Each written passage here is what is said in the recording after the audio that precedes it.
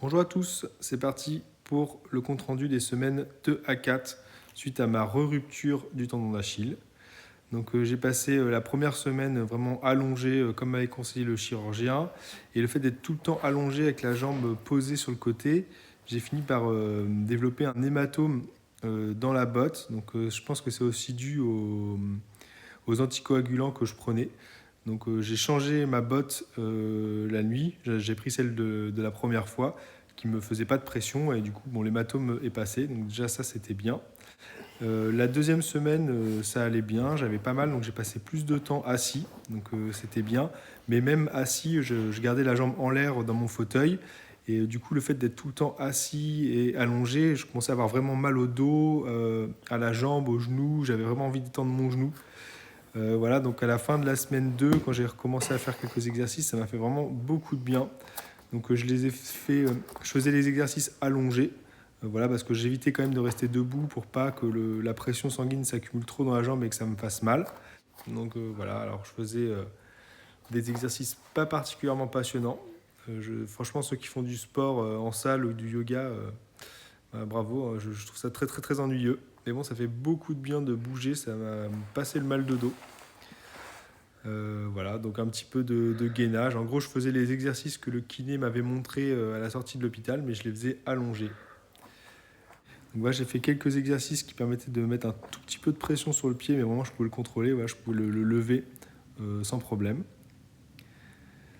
Après, j'ai fait des exercices en pression sur le genou, ça c'était vraiment bien pour la hanche. Ça permet de remettre un peu de pression sur la hanche aussi, ça fait du bien au dos. Alors comme on peut le voir, l'atrophie musculaire est quand même importante de la jambe gauche. Là, je contracte à fond, mais on sent aussi que le muscle est mou. Et là, on voit que j'ai encore mon muscle du mollet. Et là, quasiment plus rien. Voilà. Alors, à partir de la troisième semaine, j'ai essayé un petit peu de rameur, voilà, que je faisais avec un exercice léger. Donc là, pareil, je peux vraiment contrôler la pression sur la jambe. Je peux lever la jambe. Ça fait vraiment pas beaucoup de pression dessus. Mais ça fait du bien de bouger le genou. Et enfin, j'ai pu commencer les exercices debout. Voilà. Extrêmement intéressant comme exercice. Bon, comme je ne pouvais pas marcher sur les pieds, j'ai essayé de marcher sur les mains. Ce fut un échec, c'est vraiment très dur. Donc j'ai essayé en trichant un peu avec les coudes. Bon, enfin voilà, tout ça c'était pour rebouger un petit peu. Ça faisait du bien d'être actif après 2 semaines à ne rien faire. Alors j'ai pu commencer aussi à rester un peu debout, voilà, sur mes deux pieds. Mais là, on ne le voit pas, mais c'est mes premiers pas en béquille. Donc là, vraiment, je mets à peine 10% de mon poids sur le pied, sur mon pied gauche. Je fais tout le poids avec les béquilles. Mais ça fait du bien de marcher un petit peu quand même, ça dégourdit. Alors à partir de la semaine 3, j'ai pas mal utilisé cette béquille aussi. C'est vraiment très très pratique d'avoir les mains libres. C'est du bien de gagner en autonomie un petit peu après des semaines à pouvoir se déplacer qu'avec les deux mains et rien pouvoir porter. J'ai aussi démarré le vélo d'appartement. Donc c'est vraiment facile, ça ne met pas beaucoup de pression sur le pied. Voilà, on peut même le faire à un pied. Mais là, en fait, ce que je fais, c'est que je mettais mon autre pied dans la sangle et je tirais et je poussais quasiment qu'avec mon autre pied. Le seul truc, c'est que ça demande d'être quasiment debout, donc il faut être sûr de bien tenir debout et qu'il n'y ait pas le sang qui fasse pression dans le pied. Mais ça va, c'était assez facile. Donc là, j'ai commencé à en faire une demi-heure par jour. Et pour finir, donc, je vais vous parler de l'évolution de la cicatrice. Alors, j'ai revu le chirurgien à 21 jours, 3 semaines après l'opération. Il était très content de la cicatrisation.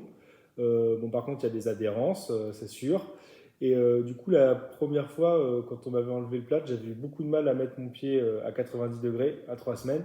Et là, il a enlevé. Déjà, je sentais que j'avais pas vraiment mal, ça avait l'air assez facile. Et du coup, là, il a pris mon pied, il l'a plié dans un sens, il l'a plié dans l'autre pour voir l'amplitude que j'avais. Et bon, j'ai pas beaucoup d'amplitude, mais aucune douleur. Donc là-dessus, j'étais vraiment content.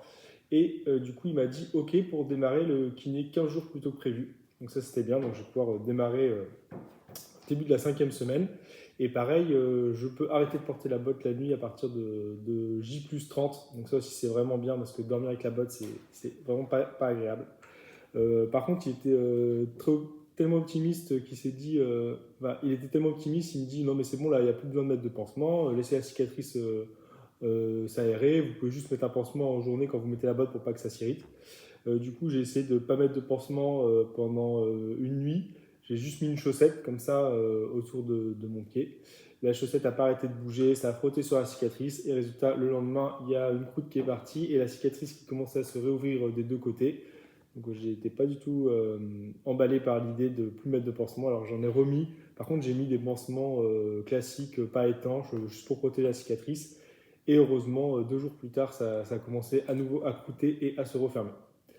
Du coup, le nouveau protocole qui m'a passé, il me paraît assez agressif, enfin, plus que la première fois, donc je suis assez surpris. Je le trouve un peu ambitieux. Bon, on va voir ce que ça donne. Donc voilà, prochaine étape, ça va être le début de la rééducation du pied.